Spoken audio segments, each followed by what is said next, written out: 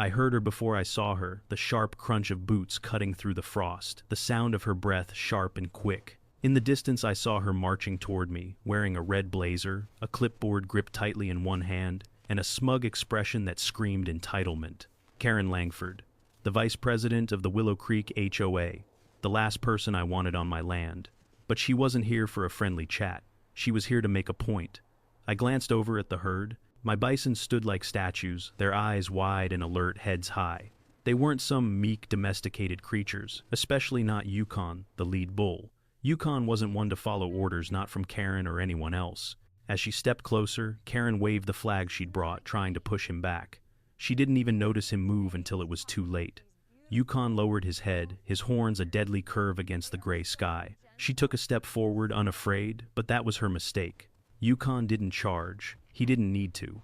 He simply walked toward her, slow, deliberate, his massive frame a force of nature. She backed up, stumbling, eyes wide with fear. I don't think Karen realized just how much she'd crossed the line. But the question was, did she even care? Karen Langford didn't belong in Willow Creek. I knew that from the moment she moved into the neighborhood. A brand new house on Larkspur Lane, perfectly aligned with the HOA's vision of order, the kind of cookie-cutter home that made every other house look the same. Everything about her screamed control, the sharp, expensive haircut, the way she strutted around with a clipboard like it was a badge of honor. Karen was the vice president of the Willow Creek HOA, a position she clearly believed gave her dominion over not just the neighborhood, but everyone in it. When she first appeared, I tried to ignore her. The letters came, first formal complaints about my bison, about how they disrupted the aesthetic of the neighborhood. I let them slide off my shoulders. I had a right to raise my herd. I knew the law, but Karen wouldn't let it go. She didn't just stop with the letters. She showed up at my fence one afternoon in that red blazer, her lips twisted in a smile that didn't quite reach her eyes. "Mr. Callahan, we have concerns," she said, her voice syrupy, pretending to care. "About your livestock." I could hear it in her tone. She wasn't here to discuss anything. She was here to dictate terms. And right then, I realized she wasn't going to stop until she made me bend. But she didn't know something. She wasn't the only one who could draw lines. It started with a letter, then another and another. Each one more insistent than the last, each one more threatening. At first they seemed like standard HOA complaints, nothing I couldn't brush off. But Karen's name kept appearing at the bottom like a signature of authority. The complaints were always the same. Non-compliant livestock behavior, disturbance to neighborhood tranquility, the same vague words, no real details. I didn't even bother to respond to the first one. I knew my rights, my land was zoned agricultural, and the law was on my side. But the HOA didn't stop. The second letter arrived, certified mail, thick with demands, proper animal containment, better fencing, and a complete review of my livestock. I wasn't having it. My fence was more than solid 8-foot cedar slats reinforced with tension wire fully permitted by the county. I built that fence with my own hands, and I knew every inch of it. But Karen wasn't about to let that slide. Then came the visits. A woman in a red blazer, Sharon, the HOA vice president, showed up one afternoon clutching a clipboard like a shield. "We've received several complaints," she said, eyes cold behind her glasses. "People are concerned about the safety of the children in the neighborhood." I nodded, the axe still in my hand. "They're bison," I said flatly. "Not wolves." Sharon didn't budge. "We're just trying to maintain harmony," she said, as if I were the one causing trouble. I didn't answer. Instead, I swung the axe hard, the crack of wood splitting through the cold air. I had no time for their games. The complaints kept coming, piling up in my mailbox like junk mail. First, a polite request to address neighborhood aesthetics, then a warning about fire hazards, then a form letter from the HOA about unsanctioned animal behavior. Each letter more official, more demanding than the last, and each one signed off by Karen. I wasn't surprised when the first daytime inspection notice showed up. It was just another tactic to wear me down, I thought. Still, I had to comply. The inspection was scheduled for a Thursday morning, and as I stood on my porch watching the 3 HOA board members approach, I could already hear the edge in their voices before they spoke. Sharon, the vice president, led the charge, clipboard in hand. Behind her was Karen, her face tight with the usual smugness, and a third board member, a guy I hadn't seen before, whose name didn't matter. They all had their rules, their codes, and their judgments. They circled the fence line, nodding to each other and scribbling on their clipboards. "The fence line is adequate," Karen remarked, her voice dripping with condescension as she stared at the carefully constructed posts. But this one spot, she continued pointing to a section where the bison had pushed against the wire, it could use some reinforcement. I didn't say a word. I was tired of talking. How about we take a look at the animals, she asked, smiling sweetly. We've had complaints about their behavior. They're bison, I replied flatly. They're not here to be pets. They're part of a herd.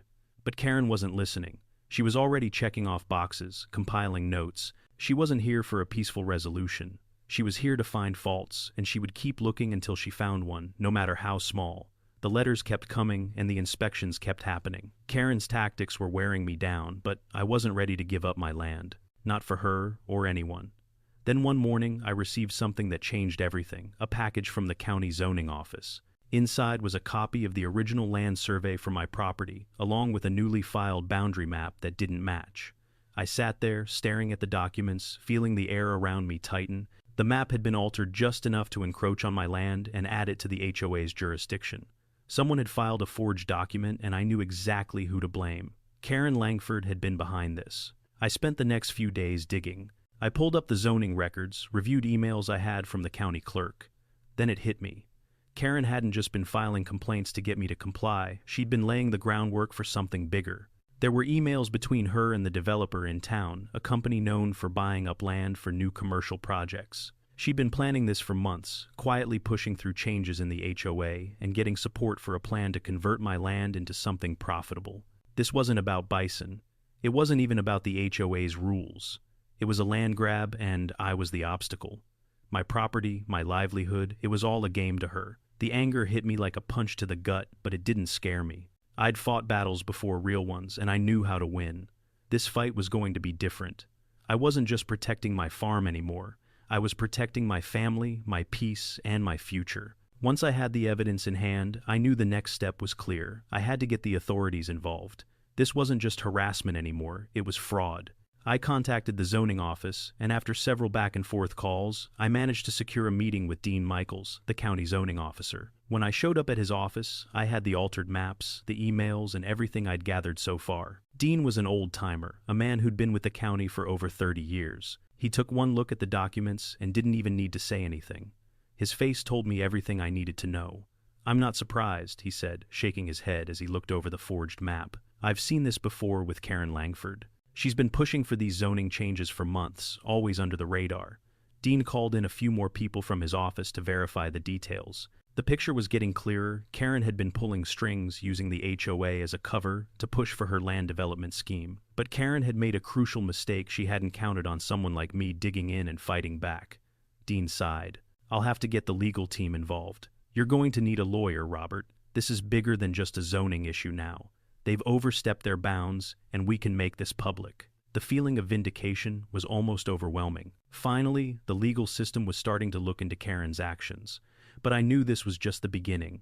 The real battle was about to start, and I wasn't backing down. The pressure had been building for weeks, but now it was reaching a boiling point. Karen wasn't just waiting anymore, she was making her move. One afternoon, when the snow had begun to fall thick, I noticed something strange. My trail cameras, the ones I'd set up after the last visit from the HOA, had captured movement in the night. I pulled up the footage. It was a grainy figure in the distance, someone slipping past the security signs I'd put up, weaving through the trees and approaching my fence. I zoomed in. It was Karen. She was alone this time, her face hidden under a scarf, her figure barely visible against the dark. But there was no mistaking it. I watched as she reached my fence, fiddling with the latch, and then forcing it open with a tool, just enough to slip through. She wasn't just trespassing, now she was coming onto my land, and she wasn't stopping. She was either too stupid or too arrogant to care about the legal boundaries that I'd made crystal clear. I grabbed my phone and dialed the sheriff's office. By the time I got to the front door, I could hear the faintest sound, the crunch of footsteps through the snow. I pulled the door open, ready to confront her. But I wasn't going to make the same mistake as before. This time, it wasn't just an HOA violation. This was trespassing. This was a threat to my property, my family, and my peace. If Karen was coming for a confrontation, she was going to get one. The sheriff showed up 20 minutes later just as Karen was making her way back to the fence, scrambling to leave the panic in her eyes, clear as day. But she didn't get far. "We've got her on camera," the deputy said, looking over the footage I had already sent him. "This isn't going to end well for her."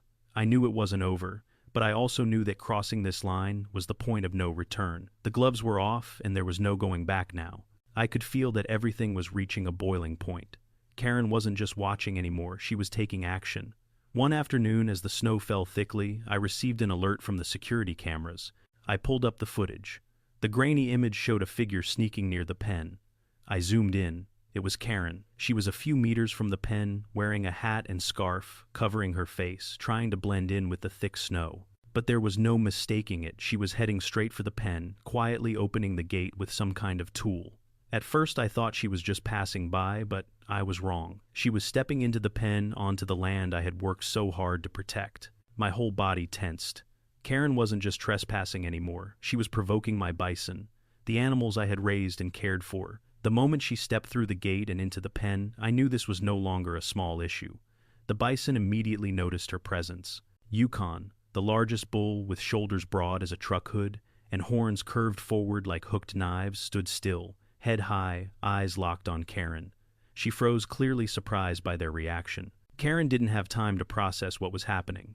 Yukon took one powerful step forward, lowering his head, horns angled like a weapon. His massive form loomed over her, casting a shadow that seemed to darken the whole pen. It wasn't even an attack. Yukon didn't need to charge. His presence alone was enough to send a message. Karen turned and ran, stumbling backward into a snowbank. The rest of the herd, with their eyes sharp and alert, followed Yukon's lead, pushing her further out of the pen, showing no mercy. She didn't understand. She couldn't. She was being chased out by animals she thought she could control, but this wasn't her place to dominate. Karen didn't back down. The next morning she returned, this time with more of her HOA allies, as if numbers would give her the upper hand. But they didn't know the real power on this land. She marched straight toward my herd, confidence dripping from her every step, but she didn't account for Yukon, the led bull. As she approached the fence, her hand raised in command, a flag flapping in the wind, Yukon stood tall, unyielding. His massive horns caught the weak sunlight, each movement deliberate, almost calculating. She jabbed the flag toward him, shouting, but Yukon didn't budge. Instead, he took a step forward, his broad chest pushing against the cold air. The ground seemed to tremble with each step he took. Karen's hand faltered. She tried again, a little more forcefully, but this time Yukon lowered his head, his horns aimed at her like a silent warning. She froze. Yukon took another step closer, his massive body blocking her path completely. The other bison joined in, their eyes locked on her, their stance threatening. They didn't move, but their message was clear. This was their land, and they weren't going anywhere. Karen hesitated, then took a step back, her eyes wide in panic. "You can't do this!" she screamed, but it was too late.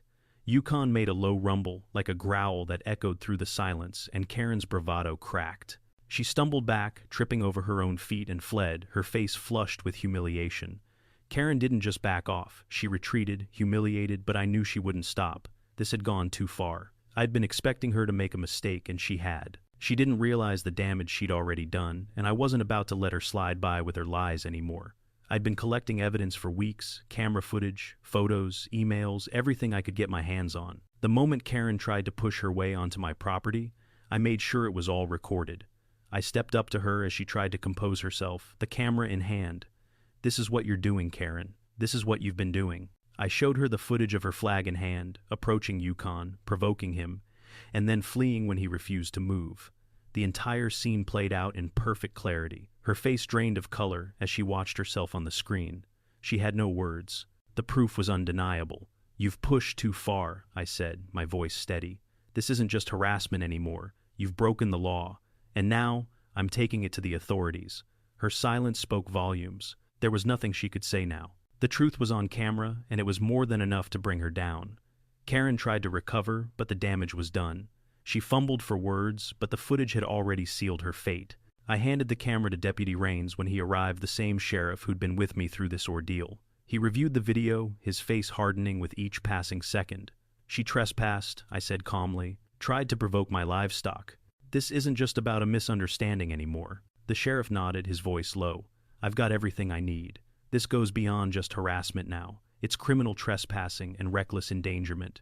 Karen stood there, her face flushed her, defiance crumbling. She tried to speak, to argue, but it was useless. The truth had already been laid bare. Every word she had used, every action she had taken, had been exposed for what it really was: a deliberate attempt to manipulate and take control of something that wasn't hers. As the sheriff radioed for backup, Karen's bravado completely shattered. She turned on her heels, her eyes filled with fear, and ran toward her car, abandoning her allies in the process. The rest of the HOA members had already scattered. She was alone, and in that moment it was clear. The power had shifted. Yukon had protected this land, and now the law was going to do the same. The dust finally settled. Karen was gone. The HOA was reeling from the fallout, and the weight that had been pressing on my chest for months was finally lifted. The air around the property felt lighter, like the storm had passed. The neighbors, those who had stayed silent or whispered behind closed doors, were now coming forward. Some apologized for not supporting me sooner. Others seemed embarrassed by the whole ordeal. A few didn't say much, but offered small gestures of kindness, like fresh-baked goods or a wave across the fence. It wasn't perfect, but it was a start. The community had been fractured, but now there was a chance to rebuild. Sarah and I spent the next few days walking the land, taking in the stillness of it all. No more late-night checks on the cameras. No more waiting for the next threat to appear. The bison remained calm, grazing peacefully. Yukon stood at the center of the herd, a silent guardian watching over everything we'd fought for. For the first time in a long while, I felt at peace. We had held the line, and now it was ours. The legal aftermath was just as swift as the emotional release. Karen's charges were official: criminal trespassing, reckless endangerment, and harassment. The evidence had been irrefutable, and the sheriff's department moved quickly. The county attorney's office worked tirelessly to ensure Karen was held accountable for her actions. The HOA, realizing they couldn't escape the public eye, had no choice but to issue an apology. They had to send out a formal letter to every resident acknowledging their role in supporting Karen's actions. The apology was as humbling as it was public. It was printed in the community newsletter, posted on the HOA's website, and delivered to every mailbox in Willow Creek. As for Karen, she faced civil claims, and the HOA was under investigation for their role in violating zoning laws.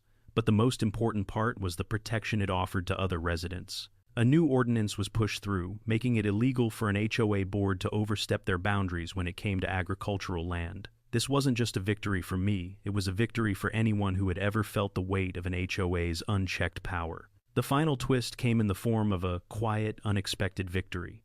Karen Langford was gone, but her departure had left ripples that would affect Willow Creek for years. The HOA, now a shell of its former self, was forced to make changes. They issued a full retraction in the next newsletter, and several members resigned, including the ones who had supported Karen. New rules were put in place to ensure that property rights were respected, and a more transparent board was elected in its place. The HOA's control had finally been reined in, and it was clear they'd learned their lesson. But the real victory was for the land. The herd, once under constant threat, now roamed freely without fear. Yukon stood tall, his horns catching the late afternoon sunlight, his eyes ever watchful, like the guardian he had always been. One evening, Sarah and I walked the perimeter of our property, the air still and crisp. The fields were quiet, save for the sound of the bison moving through the grass, their hooves gentle against the earth. "This is home," Sarah said, her voice calm and full of certainty. "This is where we belong." And I realized then, standing with my daughter and the herd, that peace wasn't just about winning a battle. It was about protecting what mattered most, and that I knew would always be worth defending,